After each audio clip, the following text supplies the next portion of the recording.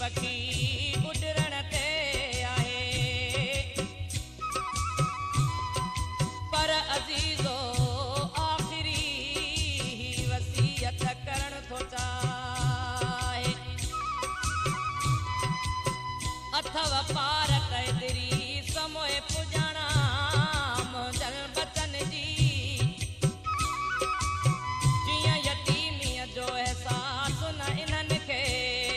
दुखाए मुंहिंजे मासूम बचड़न जी है मुंहिंजे मासूम बचड़न जी सार लहजो पिया मूंखां पोइ है सार लहजो पिया मूंखां पोइ मुंहिंजे बेसमझ नंढड़न जी है मुंहिंजे बेसमझ नंढड़न जी सार लहजो पिया मूंखां पोइ है सार लहजो पिया मूंखां पोइ मुंहिंजे मासूम बचड़न जी है मुंहिंजे मासूम बचड़न जी सार लहजो पिया मूंखां पोइ है सार लहजो पिया मूंखां पोइ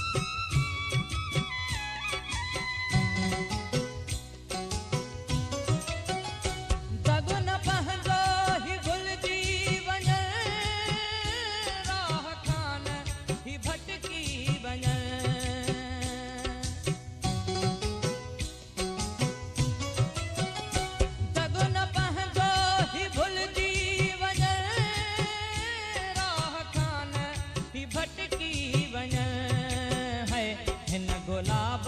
जे गुलड़न जी है हिन गुलाब जे गुलड़न जी सार लहजो पिया मूंखां पोइ है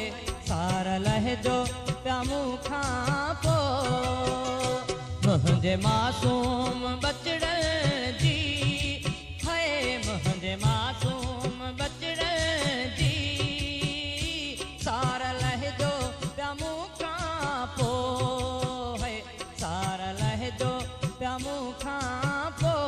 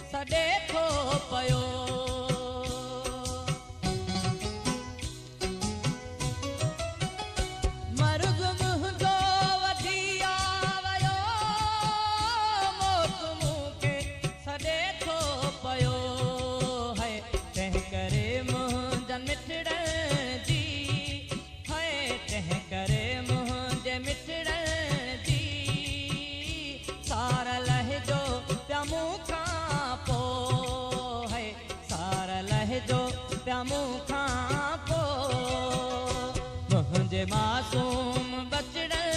जी है मुंहिंजे मासूम बचड़न जी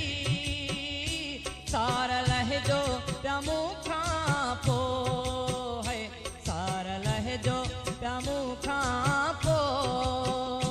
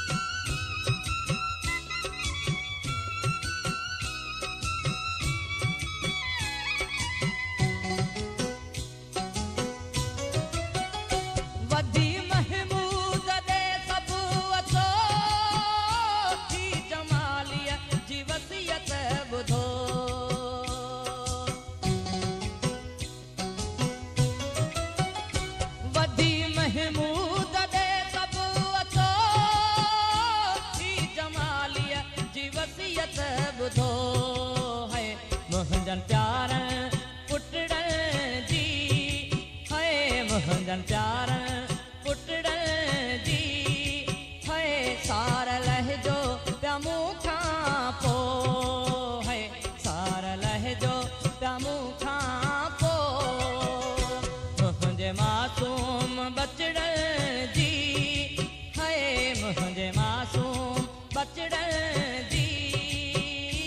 सार लहजो पिया मूंखां पोइ है सार लहजो पिया मूंखां पोइ मुंहिंजे बेसमझ नंढड़नि जी